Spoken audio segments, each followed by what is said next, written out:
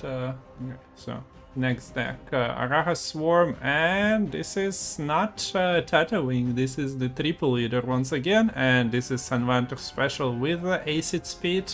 He is usually running this with the organic card at 6 provisions. Other than that, I think it's pretty standard, and well, even acid speed you can argue that this is a card. He is running Parasite as well for the control.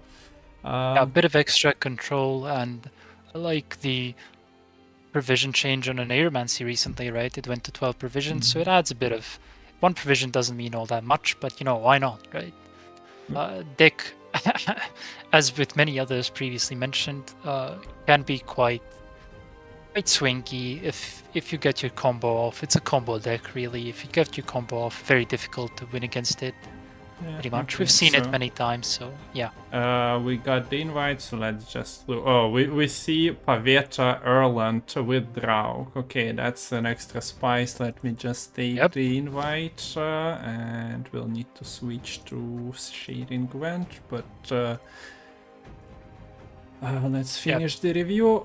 So quarterfinal is starting soon, but yeah, this is an R, this is Erland, this is Mutagenerator, but this is not what you'd expect it to be, and still runs Cyrus combo, but then it has Paveta, and you can shuffle a lot of Kadveni Revenants into your deck after you draug them and self-absorb your 1 point PFI flanking units and some of your opponent units. We've seen AQ in Arch's list, so lineup. Yes. Yeah, the flexibility of Revenants, right? You have your defensive Revenants, but you can also sometimes, if you can, use it on the opponents. That's even better, right? And the final list, I think we have just enough time for that. Yeah, the card is still spinning, and this is non-devotion, but also non-golden necker bounty with the Gale family included. Most of the family is in the bounty package on bronzes is here. Also Teshnamutna Sword. Maybe expecting some defenders and Sirinovas among other things. Well, no, it won't be facing against any Sirinovas, at least in this series in particular, but kind of with the changes to Syndicate, shady vendors, etc., took a bit of a hit. This blood money was kind of sitting by the sidelines for a very long time. It is a bit of a different twist, different take with some cards, but it's kind of the classic bounty, non-necker bounty. This list, I've played it extensively previously. It's very, very strong, honestly. It's kind of a sneaky, hidden, powerful list, I would say. Okay, and, so yeah, those are the lineups, and we got the bans as well. So the bands, yeah, 1 second, I just want to screen share the Gwent Tuya as well. So the bans are AQ from Sanvanter, he will be not playing that, and Archie will not be playing Self-Wound. Okay.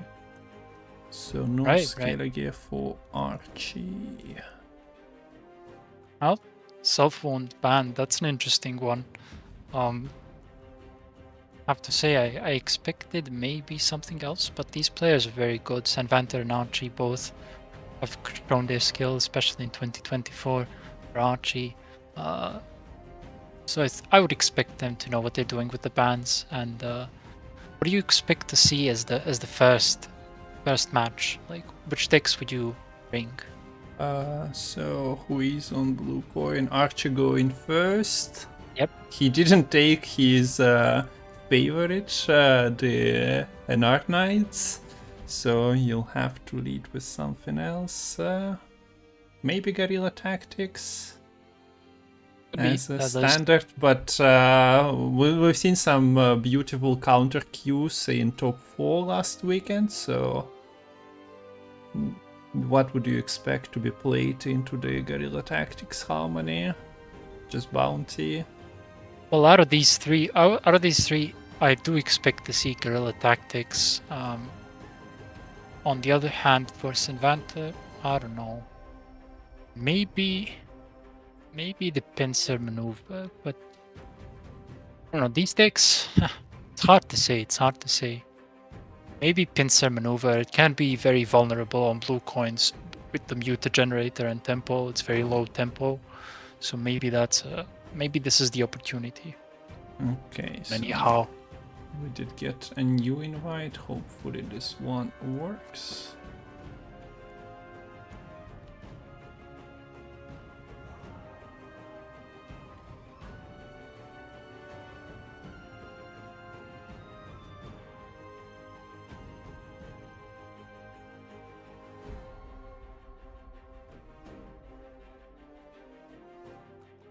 Okay, so seems that players are here. They probably don't need to reban or anything with that quick reset, so we should be good to go. About the tournament, we have 3 participants cleared already. Mayamon on being first in Crown Point rankings, Valerio and Nequist qualifying last weekend, and yeah, we are in search of the last player joining them for the $1,200 challenger happening on July 13th. And yeah, today we are casting one of the matches. Salty with Lemon are working on another quarterfinal, and then since we only have 7 players present, Salty with Lemon will cover another quarterfinal today, and it will be semifinals and final tomorrow starting at the same time. But let's go. It's 0-0, first match of the day, and Archie is taking Tatooine on blue. Bit of a surprise, but Yeah. and alright, he mulligans the Andraka, mulligans the Spores, alright. He does find, yep, the ninth Wraith opener, which is nice, just something to begin with, really. Okay. So what do you expect to see by Sinvanta? Do you see him slamming, like, obviously, Archie, if I'm not mistaken, has a...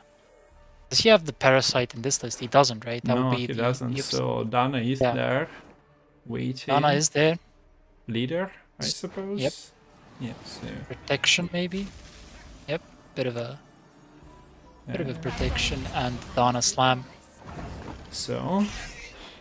Heatwave is there somewhere, but you also have like scenario to Heatwave potentially, but Dana over is nothing to scoff at as well, especially with like double hooker.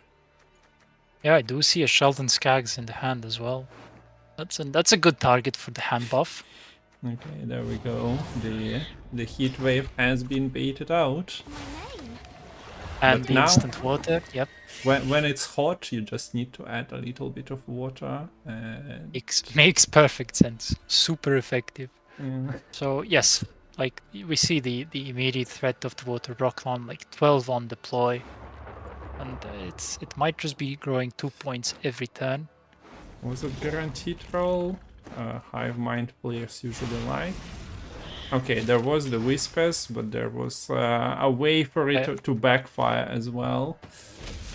Bit of fortunate for Archie, and we do see the players are playing very fast. Honestly, the Hive Mind setup expected. It's good points, but he passes, right? He just water is just that good. That's the threat of Water Brocklon in June 2024, I guess. You play it and you win the round, I guess. So yeah, Sinvanta obviously pleased with this result. He did have to commit the Dana and the Water Brocklon, but he has a nicely buffed hand, and he managed to win the round just like that, very quickly. Yeah. Okay, so he mulligans the unbreak. Mulligans the backup plans to unbreak the Simas, and another Dryad Fledgling at 6 power. All right. Just a wholesome Bronx playing for... Oh wait, it's an engine as well. Oh wait a second. That's how it is. You see Archie, obviously he wishes to kind of swarm the board as soon as possible. He wants to stay ahead this next play. He kind of wants to stay ahead from now on, really. and the swarming kind of enables him. And again, Sarkwan answered the chariot, which is honestly fair, I would say. Yeah. But, I guess it might be paints struggling. some armor. Yeah, exactly. On the exactly. Nagelfar 2 Frost, so might as well just get rid of it. So nicely Players swarmed by Archie. Has Laradorn somewhere there, but He does have access to it, guaranteed, but I think for now he Yeah. just wants to stay ahead and playing the Wild Hunt units to boost themselves by one every turn is a good idea as soon as possible. you also don't Set up have the... board. What I meant is that he doesn't have the Creole Laradorn directly, so Yes, that's a big problem for him to spend Gales. Yep, Gale is a very important unit in this deck. But so far, it seemed Sanvander kind of played very low tempo with the smugglers, but is now emitting sim loss as well, which is interesting. He gets a fast here, but it's not very useful right now. Yeah, doesn't find 3 damage. So the Stalker will be surviving this. Obviously plays everything on the melee roll in case of Ardgeath. The backup plan wasn't really all that great. But he passes. Yeah, this is quite a good pass. Like the Simlas commit, I guess, made sense even after like the low tempo smugglers. Players playing extremely fast right now. Archie's just playing whatever to get ahead. Even though he's a card down, he does have some very potent finishers with the Morwood and Battering. On the other hand, Sanvander has card advantage, plus a nicely boosted Sheldon. Plus we see the scenario, which cannot really get answered anymore. So, quite a power-packed round 3, but honestly, Sanvander, good position. Okay, gets the triggers. What's the Philavandral? And he gets it with the final comes into the hand. No frogs for him, but does it really matter? So yeah, Sanvander, I would say, in a very good spot here. Limited swarm available for Archie as well, as only 5 leader charges and only spontaneous evolution was there, but he doesn't find it. Very quick game 1, honestly. Sanvander obviously has to use the leaders at some point. And the Avko Gale, right, he got changed at some point to being a harmony unit. Right? He used to not be so this triggers the scenario, interestingly enough, which is very nice. And yeah, he's an anti-swarm card here. Yeah, the Araha Swarm tech, the Avko Gale. Now I've seen everything, honestly. And yeah, while the Morwood is still growing, there is a small issue. There is a similarly grown Sheldon Skaggs that you cannot avoid without Lasse, and you only have 6 units on the board playing this Laradoran. Not the greatest Laradoran, even though he's many points ahead. Like this point difference is only going to get smaller and smaller. So yep, you see the Philavandrel. It's gonna be maybe Percival. Yep. Philavandrel is at 7, so I somehow miscounted that he's not. Yeah, there was a double leader charge, so yeah, there was 2 leader charges left. No way to avoid the Ardgeath with Cat Witcher jumping between the rows, so we do see Archie put out the points, but sadly they all go into the ranged row. Like there is nothing on the. We are expecting like 7 extra units on the front row and big value. Yeah, exactly. Saving double Laradoran for us last round would have been amazing. I mean, Squirtle is about to have more units on the board than the Raka Swarm. That's interesting. That great. And we do see the point gap completely deleted, melted. Sheldon Skaggs alone is probably enough. Yeah, that will be it. Very quick game one. I think this took like 6 minutes, honestly. Yeah. Yeah, Did that. it was very fast. We waited same amount of time, approximately, Pretty much. for like the card and match to restart. So, nice job. Yep, Senvanter gets game one. With Invigorate, with the interesting list, I was hoping to see this, and it did not disappoint by any means. He did have a very nice hand, like the double smugglers on Sheldon in round 2, ensured that he got a fair bit of carryover, like damage, big Sheldon in round 3, and he did get like both Dana and Water Brocklon straight into the hand in round 1. So he did, while he did like get a very nice hand in both round 1 and round 2, it really paid off. Like it was quite, I would say, like laser focused linear gameplay. He didn't have many paths to take. It was quite obvious what he would play, and honestly paid off. Like the Water Brocklon, I have nothing to say, honestly.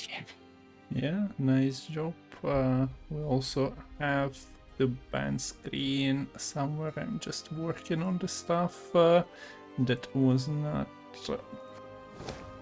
on the screen. Okay, we got the invite for the next game. We had Archie on blue,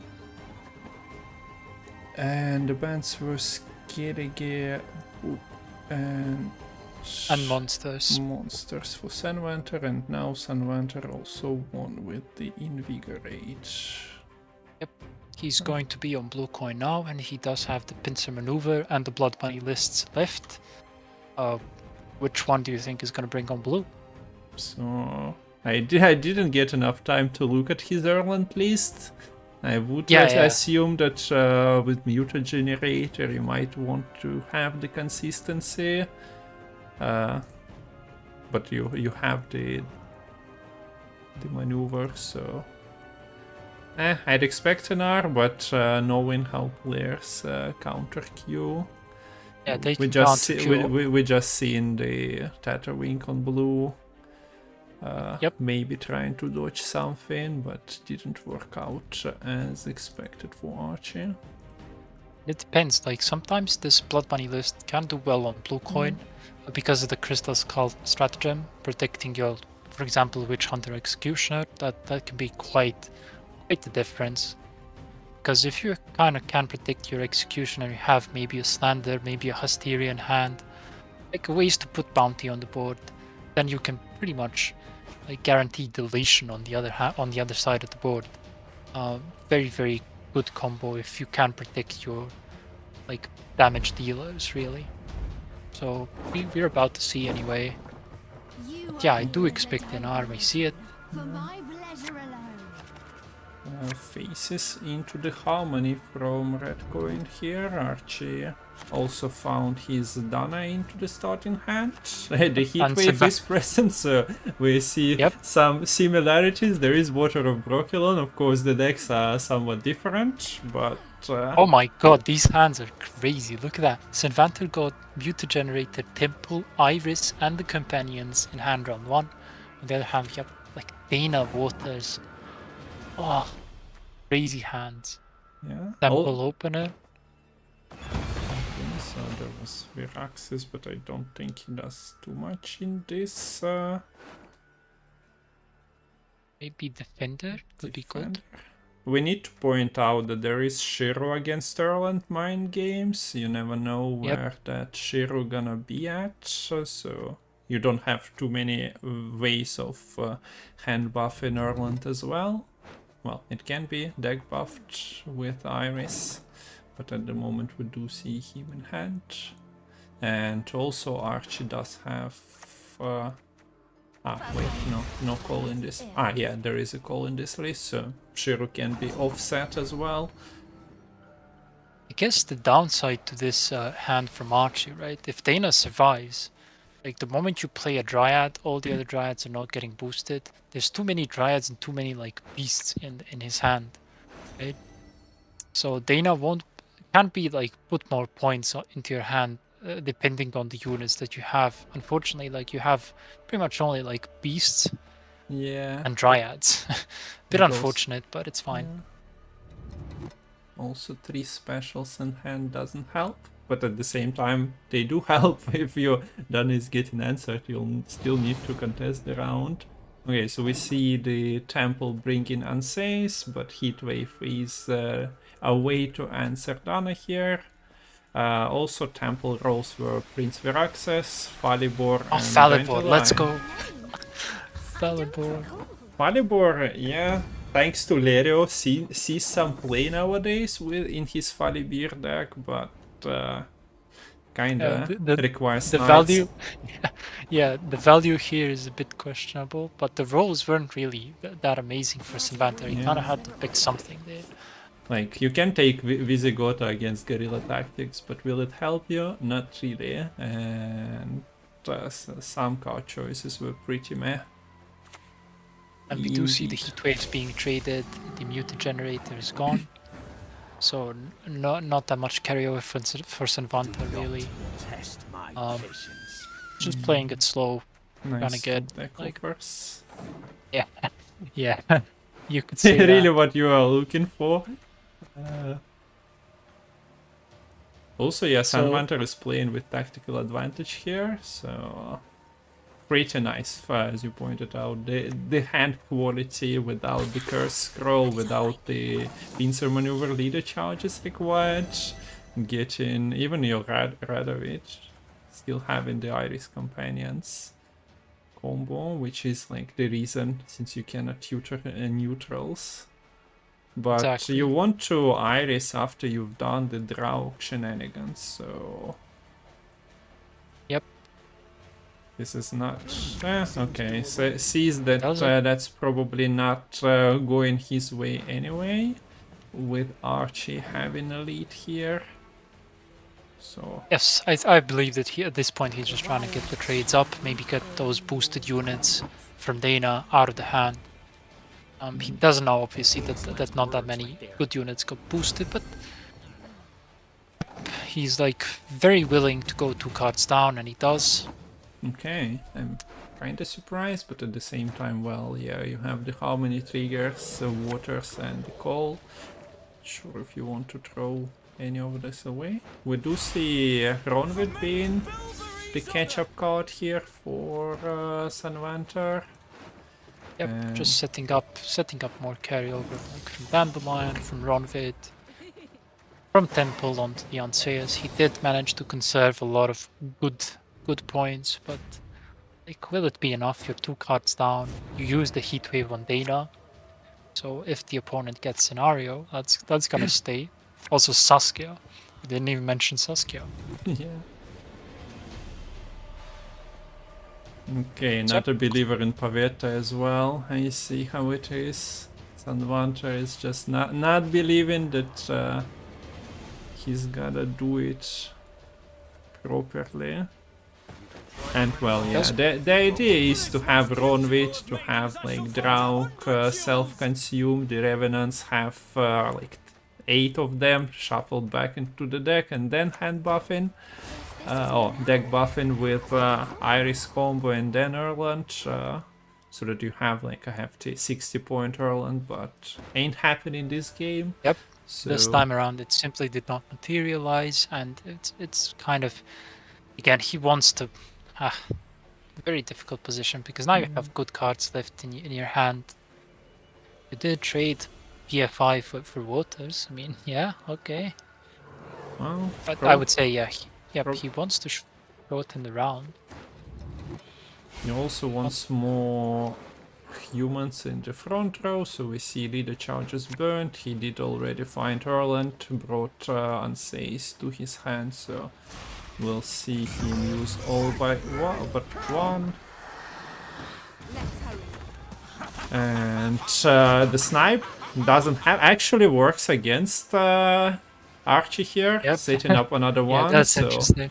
So that Pavetta will be of interest later on for Sylvander. She was mulliganed for this round because, well, no value from her has been available. And now we Crazy Viraxes, insane value. Well, can be transformed Drauk is not a deep blue, right? So can just reset Yep. Drauk and transform himself, so to say. Yeah, you don't get to see that very often. Obviously, the Revenant shuffling some extra points. It is a fair like point difference. There is a Sasuke on the board, but it's not gonna catch up on its own, right? Yeah. Okay, at least this time around the Berserker doesn't set up an easier Revenant. Okay, and Seize flies into the fight. And I guess we are seeing Berserker dying to the pinks of 5 Revenants. And well, I'm catching up without all this of a sudden, scenario. well, Shiro! yeah. He's coming as 4, so yeah, there is a lot of force to burn. Oh, but there's also that. So now this kind of makes it awkward. Yep. Because it does get the vitality, but vitality only triggers at the end of the turn. Well, leader charge to save it, maybe Yep. you are catching up in 1. It takes the Shiro out of the play for Sanvanta, like, shouldn't consider his Erland to be in danger anymore. Okay, so quick math says that I'm not catching up in 1. Also nothing to really set up for Archie in terms of extra Shiro burns. 3 leader charges on Draug will not be worth it. He's just trying to get ahead, calculating if there's going to be something from the deck. There is, the Chameleon. So they're on even cards now. There's a big Erland coming up, especially if there's a Pavetta. It would be a nice little additional boost. On the other hand, if the Harmony player can get the Harmony units, he does get 1. He does get him, especially like the poison combo, and even in a short round, this scenario is, he gets 3 of them. Never mind. Even in a short round, this scenario is many points. Yeah, there was 1 leader charge left, right? Yes, Yeah, 2. so no, I meant for NR. So Pavetta will be seeing. Ah, yes. 1, 2, 3, 4, 8, 10, 11 Revenants, and if this one is getting killed off, 1 extra. It's not bad at all.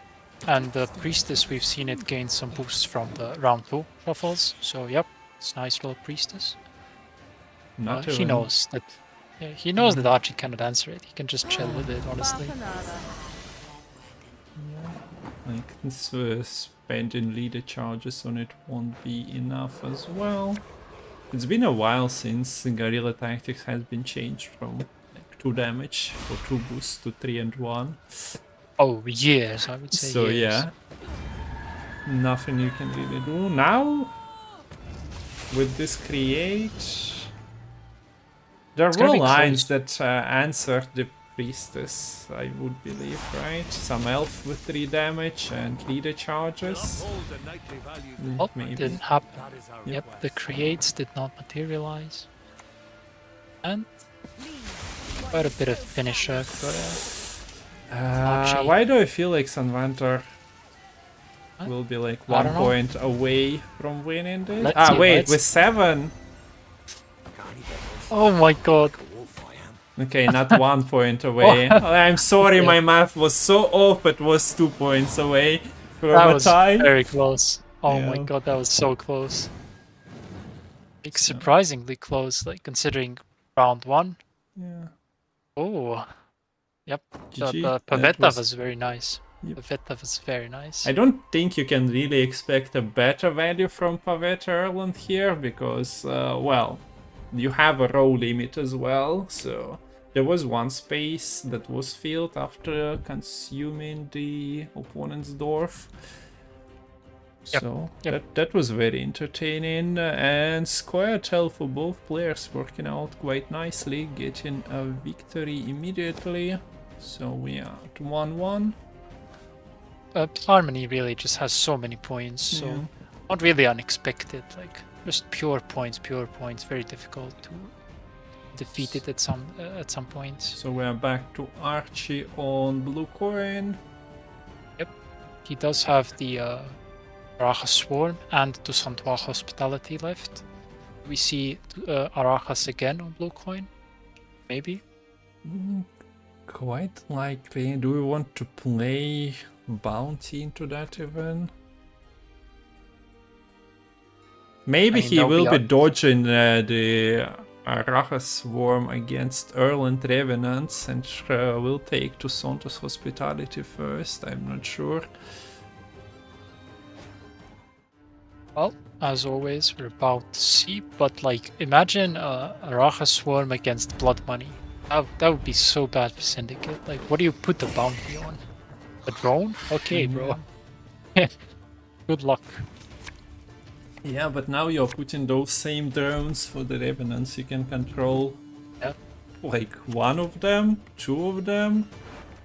There is one natural selection, and then you are at mercy of your hive mind giving you control. Maybe like a magical hive mind. So yeah, Revenants, as it turns out, very good in this particular case. He opens with the hive mind. He wants some nice points. Okay, opens with Stalker. Honestly, which is a fair idea. Gets trade. This is a bit of a trade for Sanvanta. Painful squirrel to see, but at least you got your warrior fighting for you. Perhaps that is the reason that Archie kind of opened with the Stalker, because it can provide insane value if it survives, and it might just survive right now. Sanvanta, we see, doesn't really have, like, he does have the companions into Iris. He can get the mute the generator. He can get the temple, but it's going to be kind of delayed for a turn or two, right? It's not going to be instant. Yeah, which is suboptimal, but not much he can do about it, really. Okay, so we did get the Sharkan from the Curse Scroll for control options, and off goes Radovich. So this is companion. So yeah, not really a way, I suppose, to. I will also see is. He might use temple. Honestly, I kind of expected to see him use a leader chart to get the mute the generator in hand, right? Yeah. Because it would have meant an additional point if he puts a unit back and mute the generator into the hand. So that's an additional point from Iris. Radovid not going to work. Not devotion, yeah. Ada.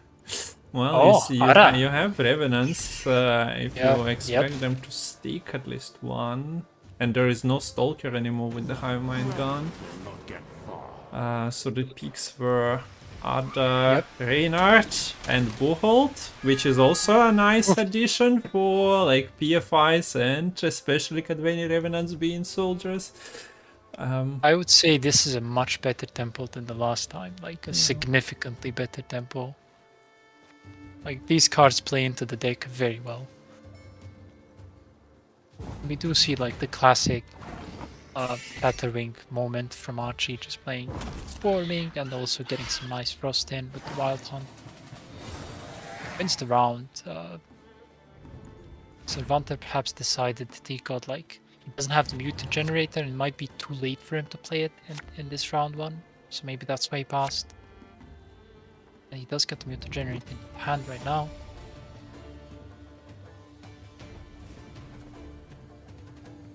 Okay, so we do see that Anseis is coming into the hand, but do you even have something to fight if you don't have the last say with a big Anseis? Yeah, I think that's exactly what's happening right now.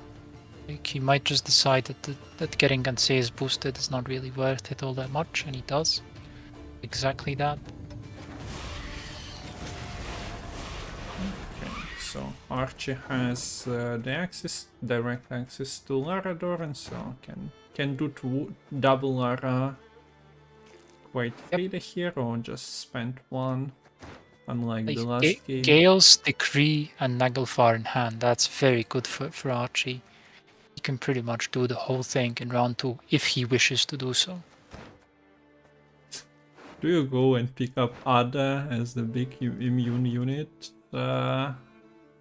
Wait, it devotion, it doesn't. immunity. Yeah, It doesn't gain I immunity. forgot that it's not given. But by honestly, default. it's still like a good trait. Like it's a very good creation from Temple, I would say. It's just that you don't want to pick up it from the temple with, Yes, with the exactly. boost. There, I was thinking of hiding doing the Tather Wing on the Tather Wing. And doing the the NR Tather Wing. But here Like, we have Trainer Toro. And also a little bit of boost on the Boholt. a back row Boho. Oh, you don't get to see that often. He does use a leader charge to put it to 5 power plus 1 armor. Yeah. Plays around the yep, exactly, natural selection. Okay.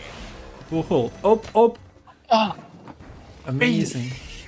Yeah. crazy value. And the Revenant is somewhere there as well. It's a shame there is no zeal on the Revenants for Sunvanter. That would have been a long day. For Archer also goes full leader here. Yep. He might decide like he's gonna go pretty much like maybe everything. Could even play the Tather Wing. It depends on how the round continues. Boholt, insane Boholt value. is just, God, the Spores Magnet, the Heatwave Magnet out of the temple. Must feel really nice as an NR player. Yep.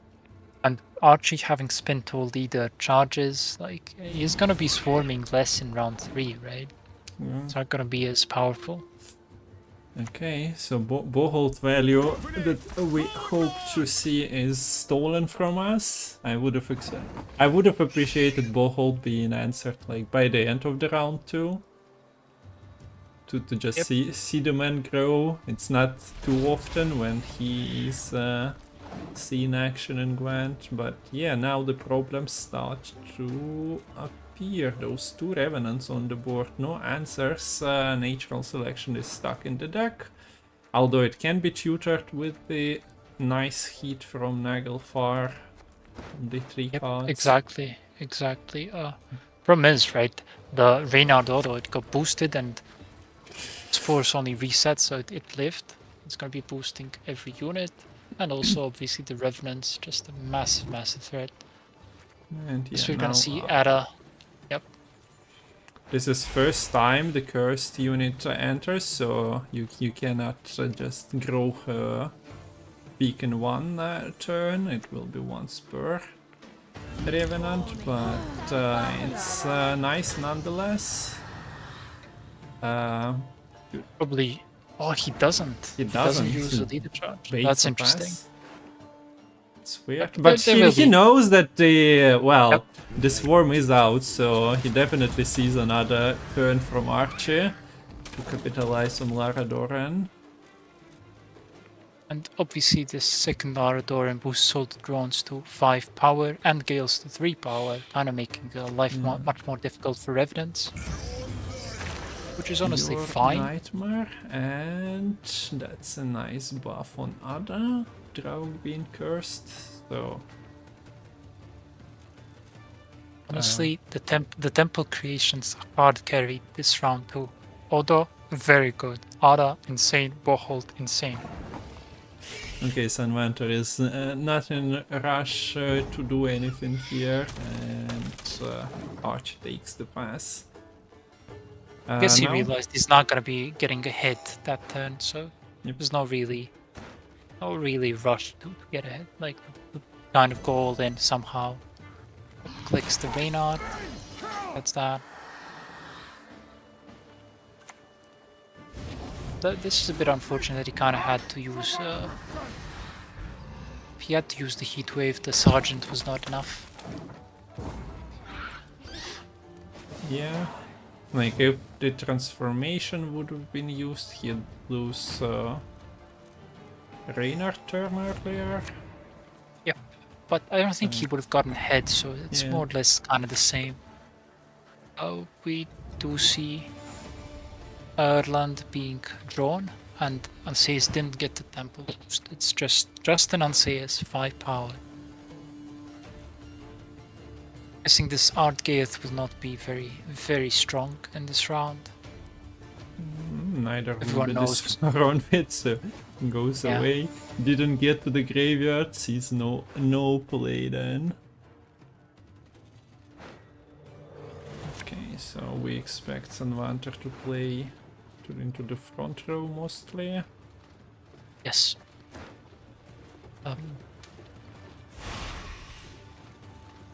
Maybe open, with the Revenant.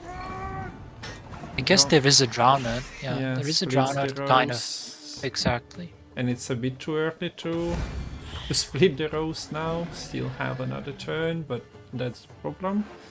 If you don't move. If you move, Sanvanter just plays ranged row mostly. And if you don't move, you're not getting Frost Valley on both rows anyway. Also the Drowner, it's at 1 power. That's a bit unfortunate. Kinda don't want to see that. Yeah. And it's going to be just 1 point short of killing the Revenant, right? If you move the Revenant, it's gonna live. Yeah. Ugh. You have the dominance, but no Eredin, unfortunate. Playing into this is so painful, but at the same time, you do want to get a little bit of frost value. Yeah. It's kind of just deciding what's the least worst option for you. And while we do see like there we go. There goes the point difference. Nothing to fight, but well, nothing will be coming to you to fight, and if Archer just plays next guard nest. Yep, he decided that this is again a very kind of a difficult choice to make. On one hand, Sanvanter played Anseus to the back row. Obviously, he knows that it's most likely not going to get answered, and he wanted to predict the 1 power Pavera, just in case there was no 1 power unit on the monster side. Like he could have used the Revenant on the Pavera. Yeah, exactly. So just those kind of unfortunate choices that Archie had to make, like the Drowner, the Araha's Nest, that mostly made the difference in this final round, right? I don't know if he could have won with a different hand in round 3. Like if he had anything different, maybe it could have decided the game the other side. I don't know. Ended up being pretty close, but yeah. Like, it's just round 2 for Sanvanter. That creates the other Rainer Todo. Not like Archie had any say in those two joining the party, so essentially, like it allowed him not to rush or commit too much into round 2. The temple creations were enough to get him kind of ahead to allow him to catch up. And now Sanvanter only has blood money left. Yeah. The kind of non-devotion classic blood money, the non-golden Nicker variant. And he's gonna be opening it on blue coin, which honestly not the worst thing. So I think Sanvanter currently is in an okay spot. Obviously it's bad against the Tatterwing deck, but I don't know, it's like against Toussaint Hospitality, I don't really know, and we haven't seen it just yet, the Toussaint Hospitality deck, at least today. Yeah. It will be interesting to see how those two match up, because I don't know, like maybe Toussaint can simply keep all their units too tall to get answered by the bounty. Like obviously there is a Grad and there is a heat wave, but I don't know if you can just play too tall for bounty to kill you. Is that really a thing? I don't know.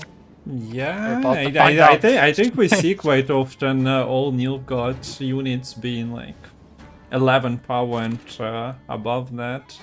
So maybe. Yep. Like, Graydon they can do so much. There is a heat wave.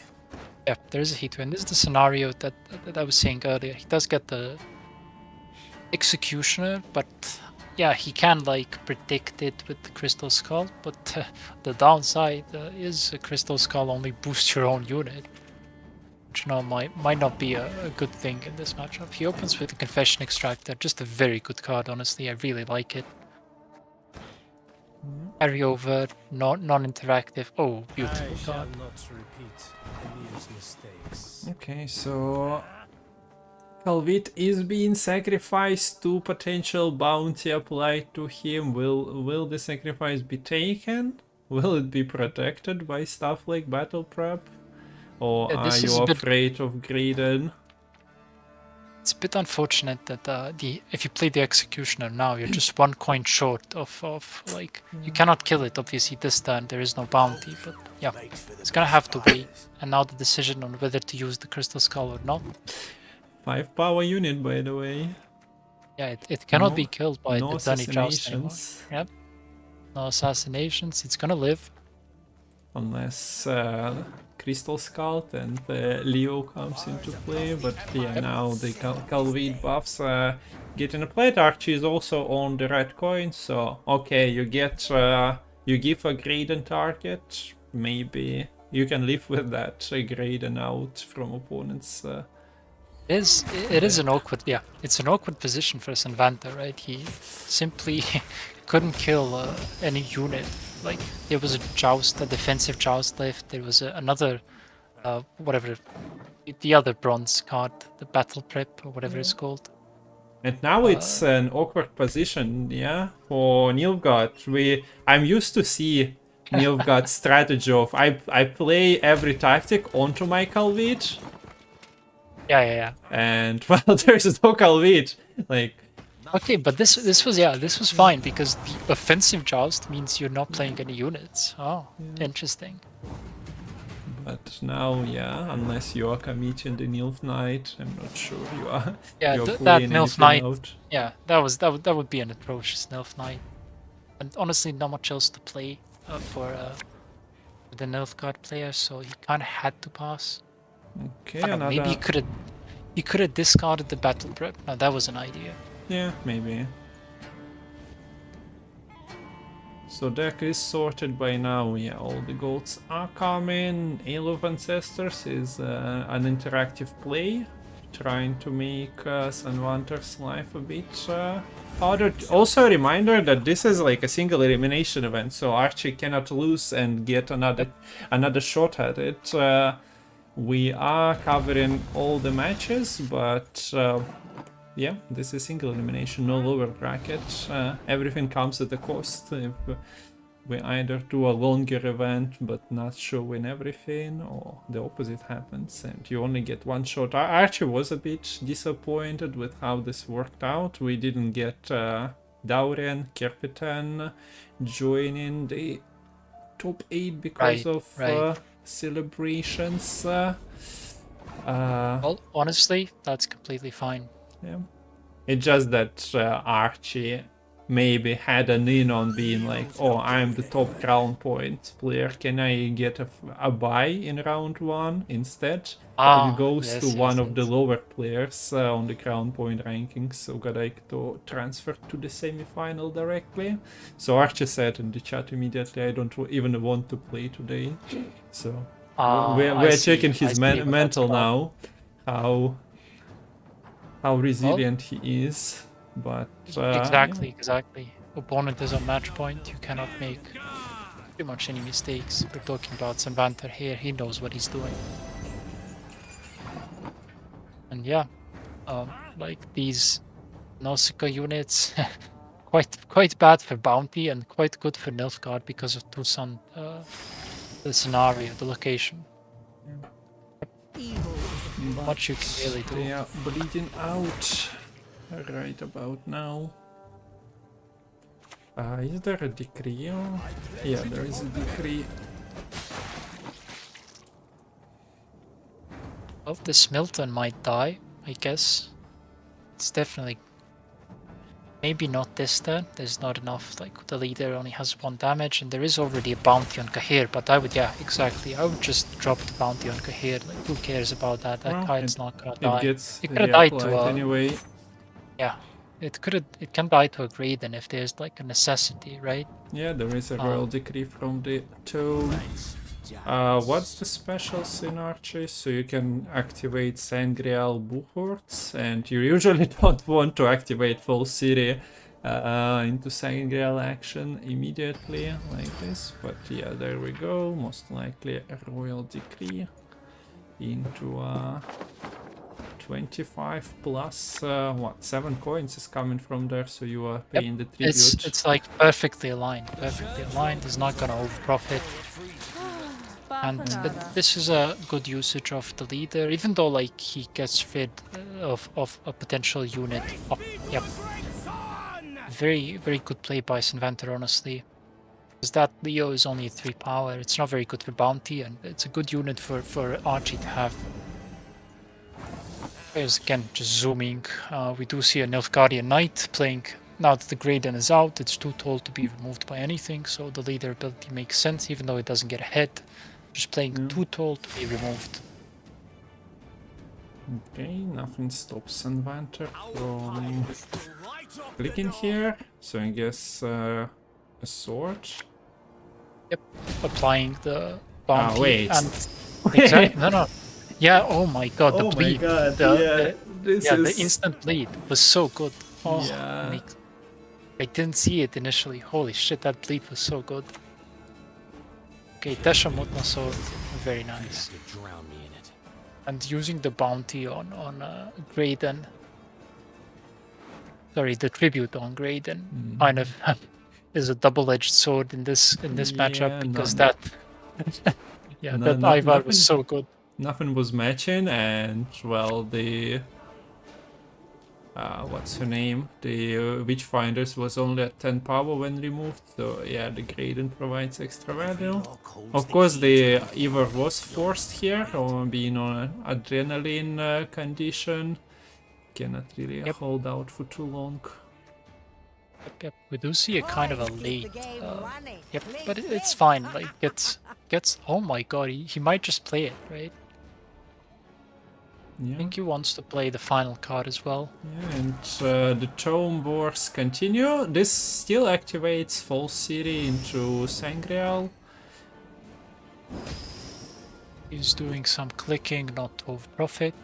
I'd have to use another charge boost. Yes. Exactly.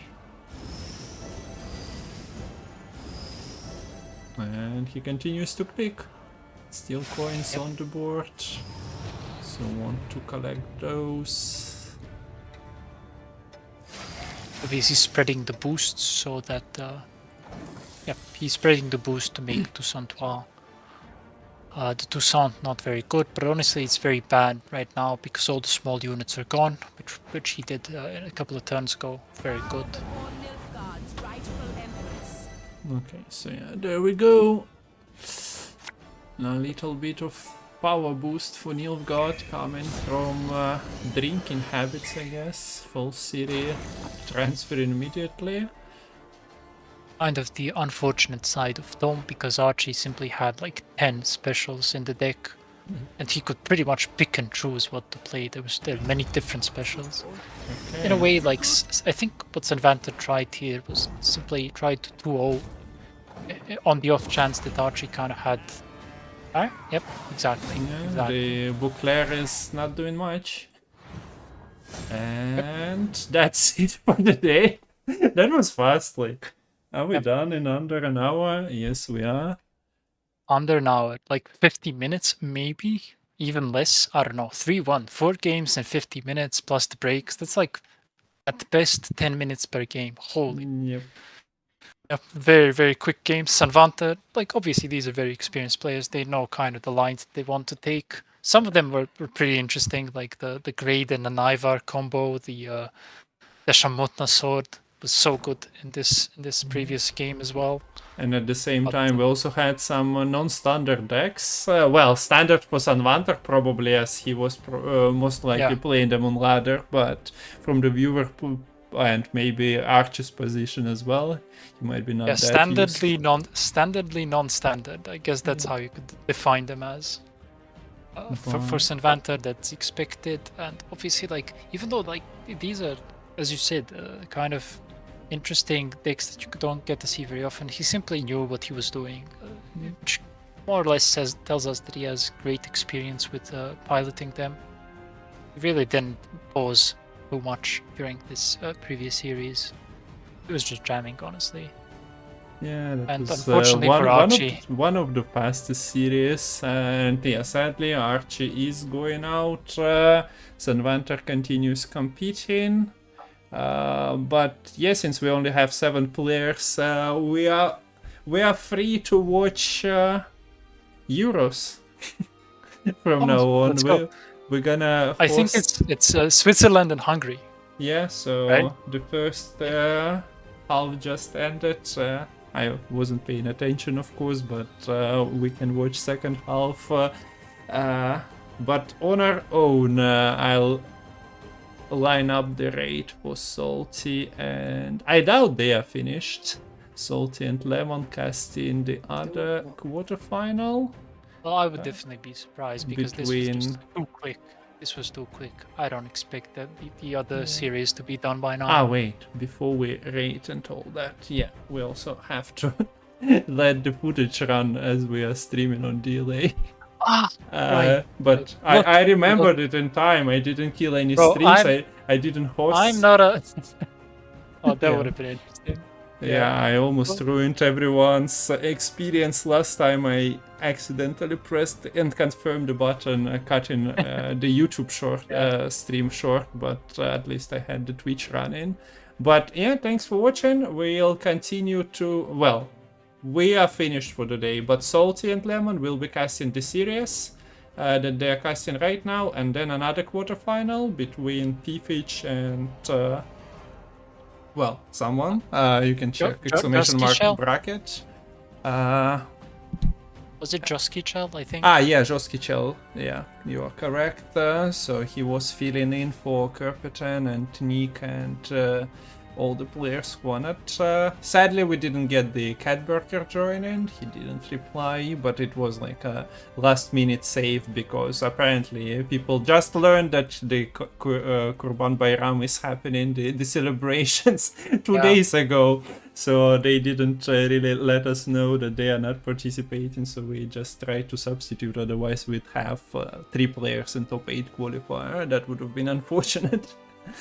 Well, I mean, it kind of worked out in the end. Yeah. Bit of patching here and there, but yeah, the slots were mostly filled.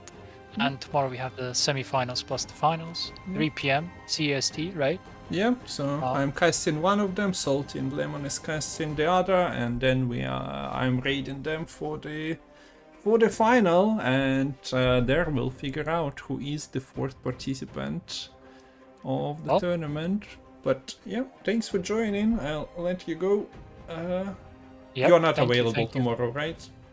Most likely not. Yeah, so yeah, thank you. Thank you for a very hope you quick guys series. enjoyed Nan's commentary. It's always a pleasure to have the second caster, and yes, also thank you.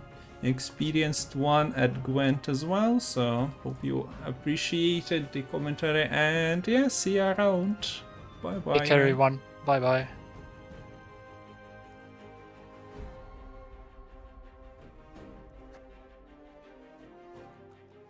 Okay, so that was very fast. Hope you enjoyed the games. Some non-standard lists from Sanvanter to be expected, honestly. Not gonna spoil it for ya, but I mean, we are on delay, so I'm not really spoiling anything. But basically, we are done here. Salty and Lemon will carry you through the rest of the tournament on day 1. At 3 p.m. CST, I'll see you tomorrow once more for one of the semifinals. Ugadaikto and Archie are already there. Other players are, well, hoping to get there. Thanks everyone who followed. I'll let it run. And then we'll host the second cast pair, so thanks for watching, see you tomorrow. Before we go, also, you can crowdfund the challenger and support Matol's doing and increase the prize pool. So we are thankful for $245 that were donated, increasing the prize pool from $1,000 to $1,245. This is the big event with a big prize pool. It's the reason for players to play the ladder, as the crown points is the base of rankings for qualification for this tournament. So yeah, to motivate people grind ladder more and bring enjoyment to you, and also maybe help the upcoming tournaments and some best of sevens, consider donating. Links are on the screen. So this will be it from me for the day. We are continuing tomorrow, and yeah, community challenger, the payoff for all the qualies will be on July 13th. Ciao.